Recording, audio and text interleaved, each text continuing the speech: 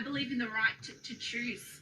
Choose for yourself. Make the decision based on your own investigations. Talk to your doctor and make that decision. A lot of people may be watching this confused going, well, you're a healthcare worker. Don't you believe in the science? Yes, I do believe in science, but I believe in the choice to make the right medical choice for yourself. To threaten people's livelihoods is a complete overreach of government, and it's absurd. We live in a free and fair society, we're told. And yet, to be coerced into taking a mandated vaccine, that doesn't sound like a free and fair society to us, and that's why we're standing here.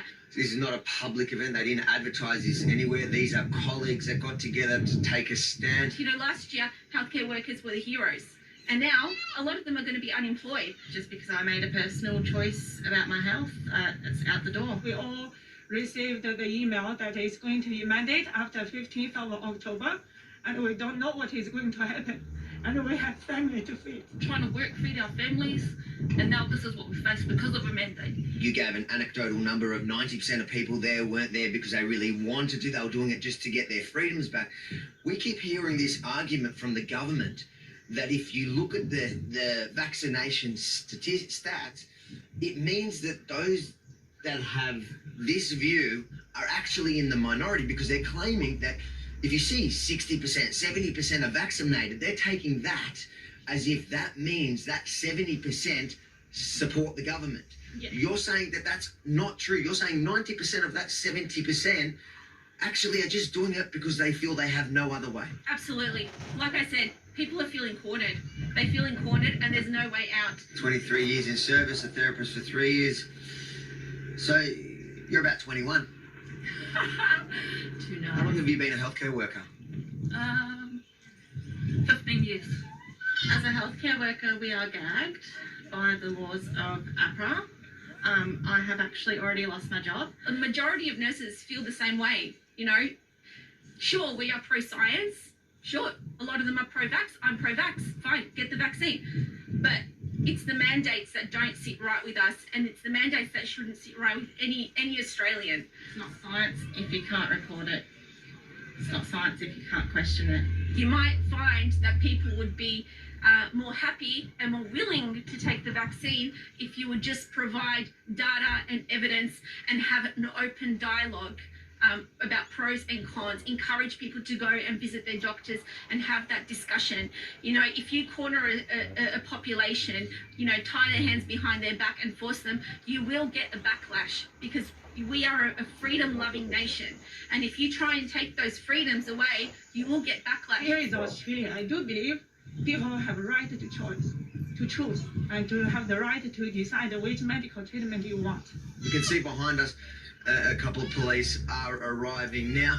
It'll be interesting to see how they react to this socially distanced crowd of colleagues from the health profession, those heroes that we've celebrated throughout 2020. Even last year, where we saw a lot more hospitalizations, a lot more people in ICU, you know, and requiring ventilators and whatnot, our healthcare system did not buckle.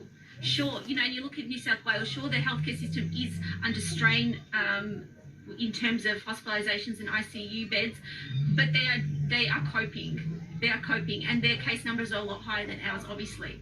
You know, I don't think the healthcare system would completely collapse and buckle under that pressure. There are backup plans. So you think we should have faith in our healthcare workers to do their job? Absolutely, absolutely. We've been trained. We are trained health professionals. Dangerous, angry young men that just want to perpetrate violence upon the police.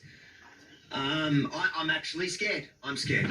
We see a lot of mental health, people coming into ED with a lot of mental health problems, a lot of suicide attempts. You know, depression, anxiety is obviously on the rise, especially in our younger people, and that is a huge concern for us. Thank goodness Victoria Police have just arrived to protect the community from the healthcare workers. I'm happy to have a conversation with someone who may be in charge at the moment. That won't be me, mate, but I'm happy to have a conversation with you. No, I've got no interest in a conversation with you if you're not in charge. I just want to speak to someone who might be leading the group. We keep getting told that all these mandates, all these restrictions, everything we're doing is to protect these people. So what happens the moment these people speak out? What are police telling you? So we're just having discussions at the moment. We're probably going to be told to leave.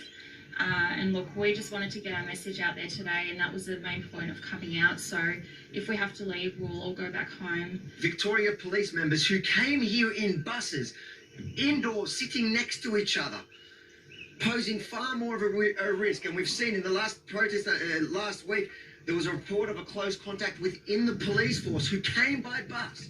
So if anyone here is posing a risk of spreading the virus, I doubt it's these socially distanced healthcare workers who work day in and day out to protect our health. I have a feeling it's the grandmother shooting cops that have come here today. I don't know about the optics of rubber bullets in this crowd, but if any of them do get shot by a rubber bullet, we have a couple of nurses on hand. What's happened there? You guys are dispersing? Do you guys feel like your message has... Absolutely, absolutely. People will say this. This is our message. Obesity is the biggest risk factor of corona. No one has reported that yet. And if you would start reporting these truths, you wouldn't have so much hatred against the mainstream media for reporting lies. It's jab or nothing, jab or nothing. Where's the obesity message? That narrative has been pushed so hard that people no longer believe mainstream media.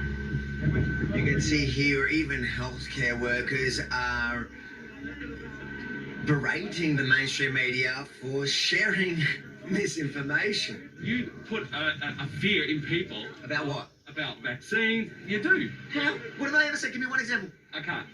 Because it doesn't happen. It never happened. I think one thing we can agree on is it was absolutely unnecessary for so much police to come and shut down a group of healthcare workers, socially distanced, masked, most of them vaccinated.